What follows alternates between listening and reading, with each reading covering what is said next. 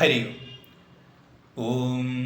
ഷടാനനം കുങ്കുമരക്തവർണം മഹാമതിം ദിവ്യമയൂരവാഹനം രുദ്രസ്യ സൂനും സുരസൈന്യനാഥം ഗുഹം സദാഹം ശരണം പ്രപദ്യേ. അഹം ശരണം പ്രപദ്യേ സദാ. ഞാൻ എല്ലായ്പ്പോഴും ശരണം പ്രാപിക്കുന്നു. ആരെ? ഷടാനനം, 6 മുഖങ്ങളുള്ളവൻ. ആരാണത്? സുബ്രഹ്മണ്യനാണ്. ബ്രഹ്മണ്യ ശബ്ദത്തിന് ബ്രഹ്മത്തെ അറിഞ്ഞവൻ എന്നൊരർത്ഥമുണ്ട്. അതല്ലാതെ ബ്രഹ്മം തന്നെ സ്വരൂപമായുള്ളവൻ എന്നൊരർത്ഥവുമുണ്ട്. ഇവിടെ സുബ്രഹ്മണ്യൻ എന്ന് പറയുമ്പോൾ പരബ്രഹ്മം തന്നെ ഒരു രൂപമെടുത്ത് വന്നിരിക്കുകയാണ്. പരബ്രഹ്മതത്വം തന്നെയാണ് സുബ്രഹ്മണ്യൻ. അതുകൊണ്ടാണ് അദ്ദേഹത്തെ സുബ്രഹ്മണ്യൻ എന്ന് വിളിക്കുന്നത്. ആ സുബ്രഹ്മണ്യന് 6 മുഖങ്ങളുണ്ട് എന്നാണ് ആദ്യം തന്നെ ഇവിടെ പറയുന്നത്. 6 മുഖങ്ങൾ ഉള്ളവനാണ്, ഷടാനനാണ്. ഈ 6 മുഖങ്ങൾ ഉണ്ടായ കഥ, അദ്ദേഹത്തിൻ്റെ അവതാര കഥ നമുക്ക് പല രീതിയിലായിട്ട് ലഭ്യമാണ്. പല കൃതികളിൽ പല രീതിയിലാണ് ഇത് വർണ്ണിക്കുന്നത്. ശിവപുരാണത്തിൽ ഈ കഥയുണ്ട്, വാൽമീകി രാമായണത്തിൽ ഈ കഥയുണ്ട്, സ്കന്ദപുരാണത്തിൽ ഈ കഥയുണ്ട്, മഹാഭാരതത്തിൽ ഈ കഥയുണ്ട്, പ്രാദേശികമായ ഐതിഹ്യങ്ങളിൽ ഈ കഥ കാണാം. ഇങ്ങനെ പല രീതിയിൽ ഈ കഥയെ വർണ്ണിക്കപ്പെട്ടിട്ടുണ്ട്. എന്നിരുന്നാലും സാമാന്യമായി അവയിൽ നിന്നും നമുക്ക് ഗ്രഹിക്കാൻ സാധിക്കുന്നത് ഭഗവാൻ അവതരിച്ചത് പ്രധാനമായും താരകാസുരനെ വധിക്കാൻ വേണ്ടിയാണ്. താരകൻ എന്ന് പേരുള്ള ഒരു അസുരൻ ഒരുപാട് വർഷം തപസ് ചെയ്ത് ബ്രഹ്മാവിനെ പ്രത്യക്ഷപ്പെടുത്തി. അദ്ദേഹത്തെ കണ്ടപ്പോൾ ഓടിച്ചെന്ന് നമസ്കരിച്ച് അദ്ദേഹത്തിൽ നിന്നും ഒരു വരം ചോദിച്ചു. എനിക്ക് അമരത്വം നൽകുക. അസുരന്മാരുടെ സ്ഥിരം ഏർപ്പാടാണ്. അവർക്ക് മരിക്കാൻ പാടില്ല, അത് മാത്രമാണ് അവരുടെ വിചാരം. ദേഹത്തോടു കൂടി കുറേ കാലം ഇരിക്കണം, മരിക്കാതിരിക്കണം. അപ്പോൾ അതേപോലെ അദ്ദേഹം വരം ചോദിച്ചു. ബ്രഹ്മാവ് സാധാരണത്തെ പോലെ തന്നെ മറുപടി പറഞ്ഞു, അമരത്വം നൽകാൻ പറ്റില്ല, ജനിച്ചാൽ മരണം ഉറപ്പാണ്, ജനിച്ചവരെല്ലാം മരിക്കണം. അപ്പോൾ അതുകൊണ്ട് ആ വരം ചോദിക്കേണ്ട, മറ്റെന്തെങ്കിലും ചോദിക്കൂ. കുറച്ചു നേരം താരകാസുരൻ ആലോചിച്ചു. എന്നിട്ട് അദ്ദേഹം പറഞ്ഞു, അമരത്വം നൽകാൻ പറ്റില്ല എങ്കിൽ എന്നെ വധിക്കുന്നവൻ ശിവപുത്രനായിരിക്കണം എന്ന് അദ്ദേഹം പറഞ്ഞു. ഇത് പറയാൻ കാരണം ശിവൻ മഹാതപസ്വിയാണ്. അദ്ദേഹം ഒരു വിരക്തനാണ്. ലൗകികമായ വിഷയങ്ങളിൽ ഒരു താല്പര്യവും ഇല്ലാത്തവനാണ്. പിന്നെ സതീദേവി ആണെങ്കിൽ ദേഹത്തെ ഉപേക്ഷിച്ചും കഴിഞ്ഞു. അതായത് ദക്ഷയാഗത്തിൽ സതീദേവി അഗ്നിയ സ്വദേഹം ത്യജിച്ചു കഴിഞ്ഞു. അപ്പോൾ ഇപ്പോൾ ശിവൻ അതിനേക്കാൾ വലിയ തപസ്വിയായി പൂർണ്ണമായി തപസ്സിൽ ഇങ്ങനെ മുഴുകിയിരിക്കുകയാണ്. അദ്ദേഹത്തിന് ലോകവുമായി ഒരു ബന്ധവുമില്ല. അങ്ങനെ നടക്കുന്ന ശിവൻ എന്തായാലും ഒരു പുത്രൻ ഉണ്ടാവില്ല എന്നാണ് താരകാസുരൻ ധരിച്ചത്. അപ്പോൾ അതുകൊണ്ട് തന്നെ ശിവപുത്രൻ തന്നെ വധിക്കണമെന്ന് പറഞ്ഞാൽ ശിവന് പുത്രൻ ഉണ്ടായില്ലെങ്കിൽ തന്നെ വധിക്കുന്നവനില്ല, അപ്പോൾ തനിക്കുള്ള വധവുമില്ല, താൻ അമരനായി തീർന്നു. അപ്പോൾ ഇൻഡയറക്ട്ലി അമരത്വത്തെ നേടി എന്ന ഒരു ബുദ്ധിമാനെ പോലെ വിചാരിച്ച് സന്തോഷിച്ചുകൊണ്ട് താരകാസുരൻ ബ്രഹ്മാവിൽ നിന്നും ഈ വരം വാങ്ങി. ബ്രഹ്മാവ് തഥാസ്തു എന്ന് പറഞ്ഞു. ഈ വരം വാങ്ങി താരകാസുരൻ ചെന്നു. ബ്രഹ്മാവ് തഥാസ്തു എന്ന് പറയാൻ കാരണം ബ്രഹ്മാവിനൊരു സത്യം അറിയാം. സതീദേവി വീണ്ടും ഭൂമിയിൽ ജനിച്ചിട്ടുണ്ട്, പാർവതിയായി, ഹിമവാന്റെയും മേനയുടെയും മകളായി ജനിച്ചിട്ടുണ്ട്. അതുകൊണ്ട് ശിവപാർവതി വിവാഹം നടക്കുമെന്നും ശിവന് പുത്രൻ ഉണ്ടാകുമെന്നും ബ്രഹ്മാവിനറിയാം. അതുകൊണ്ടാണ് ബ്രഹ്മാവ് തഥാസ്തു എന്ന് പറഞ്ഞത്. ഈ വരം ലഭിച്ചപ്പോൾ താൻ അമരനായി, തന്നെ ഇനി ആർക്കും വധിക്കാൻ പറ്റില്ല എന്ന ഒരു അഹങ്കാരത്തോടു കൂടി താരകാസുരൻ ദേവഗണങ്ങളെയൊക്കെ ഉപദ്രവിക്കാൻ തുടങ്ങി. അവർക്ക് അവരുടെ പ്രവൃത്തി ചെയ്യാൻ അനുവദിക്കാതെ തൻ്റെ ആധിപത്യം സ്ഥാപിച്ച് ഒരുപാട് ദുഷ്കർമ്മങ്ങൾ ചെയ്യാൻ തുടങ്ങി. ലോകം തപിക്കാൻ തുടങ്ങി. ഈ സമയത്ത് എല്ലാവരും മഹാദേവൻ പാർവതിയെ വിവാഹം കഴിക്കണം എന്ന് പ്രാർത്ഥിച്ചുകൊണ്ടിരിക്കുകയാണ്. എന്നാൽ മഹാദേവനാണെങ്കിൽ തപസ്സിൽ മുഴുകിയിരിക്കുകയാണ്. അപ്പോൾ പാർവതിയിലേക്ക് ഒരു അനുരാഗം ജനിപ്പിക്കാൻ വേണ്ടി കാമദേവനെ ഭഗവാന്റെ അടുത്തേക്ക് അയക്കുന്നു. കാമദേവൻ തൻ്റെ മായ പ്രയോഗിക്കുന്നു. പക്ഷെ ഭഗവാൻ ശിവൻ അത് തിരിച്ചറിയുന്നു. അദ്ദേഹത്തെ ഒന്ന് തൃക്കണ്ണ് തുറന്ന് നോക്കുന്നു. കാമം ഭസ്മമായി പോകുന്നു. അങ്ങനെ കാമദേവന് അനങ്കൻ എന്ന പേര് സിദ്ധിച്ചു. ദേഹമില്ലാത്തവർ. കാമനെ വധിച്ചതുകൊണ്ട്, കാമനെ ഭസ്മമാക്കിയതുകൊണ്ട് ഭഗവാന് കാമാന്തകൻ എന്നും കാമാരി എന്നുമുള്ള പേരുകളെല്ലാം ലഭിച്ചു. അത് കഴിഞ്ഞ് ദേവഗണങ്ങളെല്ലാം വന്ന് പ്രാർത്ഥിക്കുന്നു. അപ്പോൾ ശിവൻ പറയുന്നു, കാമന് ഞാൻ തൽക്കാലത്തേക്കൊരു രൂപം കൊടുക്കാം, പക്ഷെ അത് സൂക്ഷ്മരൂപമായിരിക്കും, പിന്നീട് അദ്ദേഹം ശ്രീകൃഷ്ണൻ്റെ പുത്രനായി ജനിക്കും എന്നൊക്കെ പറഞ്ഞ് വരം കൊടുത്ത് ക്രമേണ പാർവതി ദേവിയെ വിവാഹം കഴിച്ച് കുറേ വർഷങ്ങൾ പാർവതി ദേവിയുടെ കൂടെ വസിക്കുന്നു. അങ്ങനെ താരകാസുരനെ വധിക്കേണ്ട സമയം അടുത്തിരിക്കുന്നു എന്ന് മനസ്സിലാക്കിയപ്പോൾ ദേവഗണങ്ങളെല്ലാം ഭഗവാന്റെ അടുത്ത് വന്ന് പറഞ്ഞു, അങ്ങ് ഈ ലോകത്തിന് ഒരു പുത്രനെ പ്രദാനം ചെയ്യണമെന്ന്. ശിവൻ ധ്യാനത്തിലാഴ്ന്നു. തൻ്റെ മുഖത്തിൽ നിന്നും 6 തേജസ്സുകളെ ഭഗവാൻ പ്രത്യക്ഷപ്പെടുത്തി. 6 ദിവ്യമായ തേജസ്സുകൾ. ആ തേജസ്സുകളെ ആദ്യം തന്നെ വായു ഭഗവാൻ സ്വീകരിച്ചു. പക്ഷെ ആ തേജസ്സിൻ്റെ താപം വായുവിന് സഹിക്കാൻ പറ്റുന്നില്ല. അത് സഹിക്കാൻ പറ്റുന്നില്ല എന്ന് മനസ്സിലാക്കിയപ്പോൾ വായു ഭഗവാൻ അതിനെ അഗ്നി ഭഗവാന് കൊടുത്തു. അഗ്നി അതിനെ കുറേ നേരം ധരിച്ചു. പക്ഷേ ചൂടിങ്ങനെ വർദ്ധിച്ചുകൊണ്ടിരിക്കുകയാണ്. അതുകൊണ്ട് അഗ്നിക്കും അത് സഹിക്കാൻ പറ്റാതെയായി. അതിൻ്റെ താപം അഗ്നിക്കും ഉൾക്കൊള്ളാൻ പറ്റാതെയായി. അപ്പോൾ അഗ്നി ഭഗവാൻ പതുക്കെ അതിനെ കൊണ്ടുപോയി ഗംഗാദേവിയിൽ നിക്ഷേപിച്ചു. ഗംഗാ മാതാവ് അതിനെ കുറേ നേരം താങ്ങി. പക്ഷെ അതിൻ്റെ ചൂടിങ്ങനെ വർദ്ധിച്ചുകൊണ്ടിരിക്കുകയാണ്. അപ്പോൾ ഗംഗാദേവിക്കും അത് സഹിക്കാൻ പറ്റാതെയായി. അങ്ങനെ ഗംഗാദേവി അതിനെ പതുക്കെ കൊണ്ടുപോയി ശരവണ പൊയ്കയിൽ നിക്ഷേപിച്ചു. അവിടെ ഈ തേജസ് വളർന്ന് വളർന്ന് 6 കുട്ടികളായി പരിണമിച്ചു. ഈ 6 കുട്ടികളെ കൃത്തികകൾ എടുത്തു വളർത്തി. എന്നിട്ട് ഈ 6 കുട്ടികളെ അവർ പാർവതി ദേവിക്ക് കൊണ്ടുപോയി കൊടുത്തു.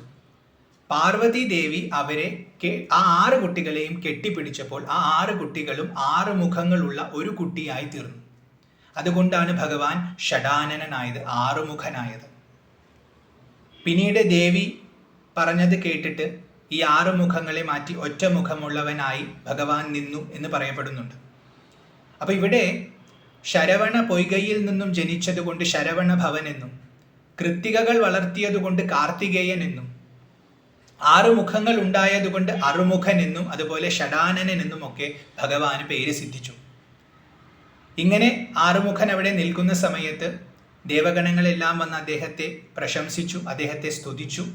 അത് കഴിഞ്ഞ് ദേവഗണങ്ങളുടെ സേനയുടെ അധിപനായി അദ്ദേഹത്തെ അഭിഷേകം ചെയ്തു ശിവപാർവതി സന്നിധിയിൽ വെച്ചിട്ട്.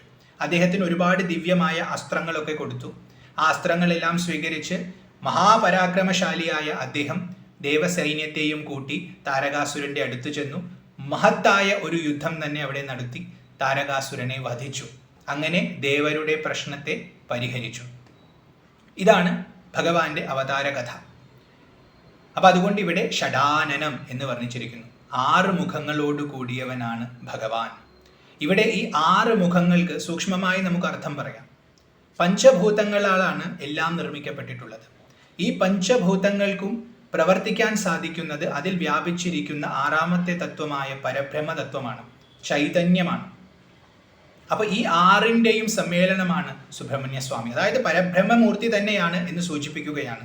അതുകൊണ്ട് 6 മുഖങ്ങൾ ഉള്ളവനായി ഭഗവാൻ പ്രത്യക്ഷപ്പെട്ടു. അത് കഴിഞ്ഞ് പറയുന്നു കുങ്കുമ രക്തവർണം. കുങ്കുമത്തിൻ്റെയും രക്തത്തിൻ്റെയും നിറമുള്ളവൻ, നല്ല ചുവന്ന തുടുത്ത ദേഹമുള്ളവൻ എന്നൊരർത്ഥം. രക്തത്തിന് രമണീയം എന്ന അർത്ഥമെടുത്താൽ കുങ്കുമത്തിൻ്റെ നിറമുള്ള വളരെ മനോഹരമായ ശരീരമുള്ളവൻ എന്നർത്ഥം കിട്ടും. രക്തവർണ്ണ ശബ്ദത്തിന് സ്വർണം എന്നർത്ഥമുണ്ട്. അങ്ങനെയാണെങ്കിൽ കുങ്കുമത്തിൻ്റെയും സ്വർണത്തിൻ്റെയും നിറമുള്ളവൻ. കുങ്കുമം ദേവിയുടെ നിറമാണ്, സ്വർണം രുദ്രൻ്റെയും. രുദ്രനെ ഉരുക്കിയ സ്വർണത്തിൻ്റെ നിറമുള്ളവൻ എന്ന് വർണ്ണിക്കുന്ന ഭാഗങ്ങളൊക്കെ ഉണ്ട്. അപ്പോൾ ദേവിയുടെയും ശിവന്റെയും പുത്രനായതുകൊണ്ട് അവരുടെ 2 പേരുടെയും നിറം ഭഗവാനിലുണ്ട് എന്ന് കാണിക്കാൻ കുങ്കുമ രക്തവർണം എന്ന് പറഞ്ഞ് അദ്ദേഹത്തെ നമിക്കുന്നു. അത് കഴിഞ്ഞ് പറയുന്നു മഹാമതി. മഹാബുദ്ധിമാനാണ് അദ്ദേഹം, മഹാപണ്ഡിതനാണ്, ഒരുപാട് അറിവുള്ളവനാണ്. ഏറ്റവും പരമമായ അറിവ് ബ്രഹ്മജ്ഞാനമാണ്. അത് തന്നെ മൂർത്തിമത്തായിരിക്കുന്നവനാണ്. അതുകൊണ്ടാണ് സുബ്രഹ്മണ്യൻ എന്ന പേര് തന്നെ. അതുകൊണ്ട് മഹാപണ്ഡിതനാണ്, ബ്രഹ്മജ്ഞാനിയാണ്. അതുകൊണ്ട് ഇവിടെ മഹാമതി എന്ന് വിളിക്കുന്നു. മാത്രവുമല്ല ഒരുപാട് സൂക്ഷ്മ വിദ്യകൾ അദ്ദേഹത്തിന് അറിയാം. ലോകത്തിൽ പല സൂക്ഷ്മ വിദ്യകളും പ്രചരിപ്പിച്ചത് അദ്ദേഹമാണ്. ഇപ്പം ജ്യോതിശാസ്ത്രം പോലെയുള്ള മേഖലകളൊക്കെ പഠിക്കുന്നവർ, അതിൽ വ്യവഹരിക്കുന്നവർ ഉപാസിക്കുന്നത് സുബ്രഹ്മണ്യനെയാണ്. മാത്രവുമല്ല സൂക്ഷ്മമായ വിദ്യകൾ അഭ്യസിക്കുന്നവരെല്ലാം തന്നെ സുബ്രഹ്മണ്യന്റെ അനുഗ്രഹം സ്വീകരിച്ചിട്ടേ ആ വിദ്യ അഭ്യസിക്കാറുള്ളൂ. കാരണം ഭഗവാന്റെ പ്രസാദം ഉണ്ടായാൽ ആ വിദ്യയിൽ നമുക്ക് വളരെയധികം ഉയർച്ച സിദ്ധിക്കും. അപ്പോൾ സൂക്ഷ്മമായ ശാസ്ത്രങ്ങളൊക്കെ പഠിക്കണമെന്ന് ആഗ്രഹിക്കുന്നവർ, സൂക്ഷ്മമായത് മാത്രമല്ല സാധാരണയായ ശാസ്ത്രം പഠിക്കണമെന്ന് ആഗ്രഹിക്കുന്നവർ വരെ സുബ്രഹ്മണ്യനെ ഉപാസിക്കണം. അദ്ദേഹത്തിൻ്റെ ഈ ഒരു ഭാവത്തെ ധ്യാനിക്കുന്നത് നല്ലതാണ്. മഹാബുദ്ധിമാനായ, മഹാജ്ഞാനിയായ, മഹാമതിയായ സുബ്രഹ്മണ്യ സ്വാമി. അത് കഴിഞ്ഞ് പറയുന്നു ദിവ്യമയൂരവാഹനം. ദിവ്യമായ മയൂരത്തെ വാഹനമാക്കിയവൻ, മയിലിനെ വാഹനമാക്കിയവൻ. മയിലിൻ്റെ ഒരു പ്രത്യേകത, അത് ചിറക് വിടർത്തി കഴിഞ്ഞാൽ, ആ പീലി ഇങ്ങനെ വിടർത്തി കഴിഞ്ഞാൽ വളരെ മനോഹരമായ ഒരുപാട് വർണ്ണങ്ങൾ ഇങ്ങനെ പ്രദർശിപ്പിച്ച് എല്ലാവരെയും ആകർഷിക്കും. ഏതുപോലെ? മായ പോലെ. മായയുടെ പ്രതീകമാണ് മയിൽ. മായ എങ്ങനെ എല്ലാവരെയും ആകർഷിക്കും, എല്ലാവരും മായയ്ക്ക് വശപ്പെട്ട് ജീവിക്കും. പക്ഷെ ഭഗവാൻ മായയ്ക്ക് അധിപതിയാണ്. അതുകൊണ്ട് മായയെ വാഹനമാക്കി മാറ്റിയിരിക്കുകയാണ്, തൻ്റെ ഇഷ്ടത്തിന് പ്രവർത്തിക്കാനാക്കി മാറ്റിയിരിക്കുകയാണ്. കാരണം പരബ്രഹ്മതത്വം തന്നെയാണ്, അപ്പം മായ ബാധിക്കില്ല. അത് സൂചിപ്പിക്കാനായിട്ടാണ് ഇവിടെ ദിവ്യമയൂരവാഹനം എന്ന് ഭഗവാനെ വിളിച്ചിരിക്കുന്നത്. ദിവ്യമായ ഒരു മയിലിൽ ഭഗവാൻ യാത്ര ചെയ്യുന്നു. ആ മയിൽ മായയുടെ പ്രതീകമാണ്. ഭഗവാൻ മായാപതിയാകുന്നു. അത് കഴിഞ്ഞ് പറയുന്നു രുദ്രസ്യ സൂനും, രുദ്രന്റെ മകനാണ്. രുദ്രന്റെ സ്വഭാവം ഭഗവാനുമുണ്ട്. രുദ്രനെ പോലെ തന്നെ പെട്ടെന്ന് ദേഷ്യം വരും, അധർമ്മം കണ്ടാൽ ഉടനെ തന്നെ പ്രവർത്തിക്കും. മഹാപരാക്രമശാലിയാണ്. അതുകൊണ്ട് തന്നെ തൊട്ടടുത്ത നാമം പറയുന്നു സുരസൈന്യനാഥം. ദേവന്മാരുടെ സൈന്യാധിപതിയാണ് ഭഗവാൻ. നമ്മൾ കഥയിൽ കേട്ടതാണ്. മഹാപരാക്രമശാലിയാണ്. ജീവിതത്തിൽ ശത്രുക്കളെ ജയിക്കണമെന്ന് ആഗ്രഹിക്കുന്ന എല്ലാവരും ഭഗവാന്റെ ഈ ഒരു ഭാവത്തെ ധ്യാനിക്കുന്നത് വളരെ നല്ലതാണ്. ശത്രുക്കളെ ജയിക്കാനുള്ള ബലം ഭഗവാൻ നമുക്ക് പ്രദാനം ചെയ്യും. അതുകൊണ്ട് സുരസൈന്യനാഥനാണ് ഭഗവാൻ. ദേവങ്ങളുടെ സേനകളുടെ അധിപതിയാണ് സുബ്രഹ്മണ്യൻ. അങ്ങനെയുള്ള ഭാവത്തിൽ അദ്ദേഹത്തിന് നമസ്കാരം. അവസാനമായി പറയുന്നു ഗുഹം സദാഹം ശരണം പ്രപദ്യേ. ഗുഹനാണ് ഭഗവാൻ. ഗുഹ ശബ്ദത്തിന് രഹസ്യം എന്നാണ് അർത്ഥം. മറയ്ക്കപ്പെട്ടവൻ, അവ്യക്തമൂർത്തിയാണ്. ഭഗവാനെ നമുക്ക് പല ആകാരത്തിൽ ഇങ്ങനെ കാണാമെങ്കിലും വാസ്തവത്തിൽ ഭഗവാന്റെ സ്വരൂപം എന്താണെന്ന് ആരും അറിയുന്നില്ല. പരബ്രഹ്മതത്വം തന്നെയാണത്. അതുകൊണ്ട് ഗുഹനാണ്, അവ്യക്തനാണ്, രഹസ്യമാണ് ഭഗവാന്റെ സ്വരൂപം. അപ്പൊ ഭഗവാനെ ഉപാസിക്കുന്ന സമയത്ത് നമ്മൾ ബാഹ്യമായ ഈ പല ആകാരങ്ങളും ഈ വിശേഷണങ്ങളും ഒക്കെ ചിന്തിക്കുമ്പോഴും നമ്മൾ ഇത് ഓർക്കണം. ഭഗവാന്റെ യഥാർത്ഥ സ്വരൂപം ഇതൊന്നുമല്ല, അത് സാക്ഷാത് സച്ചിദാനന്ദമായ പരബ്രഹ്മമാണ്. പക്ഷേ നമ്മെ അനുഗ്രഹിക്കാൻ വേണ്ടി ഈ പ്രകാരത്തിൽ നമ്മുടെ മുമ്പിൽ പ്രത്യക്ഷപ്പെട്ടിരിക്കുകയാണ്. ഇങ്ങനെ മനസ്സിലാക്കി ഭഗവാന്റെ ഈ ഒരു മന്ത്രത്തെ ധ്യാനിച്ചാൽ നമുക്ക് ഭഗവാൻ എല്ലാ ഐശ്വര്യങ്ങളും പ്രദാനം ചെയ്യും. നല്ല വിദ്യ ഉണ്ടാകും, സൂക്ഷ്മമായ ശാസ്ത്രങ്ങളിൽ നല്ല പാണ്ഡിത്യം ഉണ്ടാകും, നല്ല ആരോഗ്യമുണ്ടാകും, ശരീരത്തിന് നല്ല ബലമുണ്ടാകും, ശത്രുക്കളെ ജയിക്കാൻ സാധിക്കും. അതുപോലെ ബ്രഹ്മജ്ഞാനവും ലഭിക്കും. അതുകൊണ്ട് ഈ മന്ത്രത്തെ, ഭഗവാന്റെ ഈ മഹിമയെ മുഴുവൻ മനസ്സിൽ വെച്ചുകൊണ്ട് ധ്യാനിക്കുക, ജപിക്കുക. എല്ലാ മംഗളങ്ങളും ഉണ്ടാകും. അതിനുള്ള ഭാഗ്യം ഭഗവാൻ സുബ്രഹ്മണ്യ സ്വാമി നമുക്കെല്ലാവർക്കും പ്രദാനം ചെയ്യട്ടെ. ഹരി ഓം.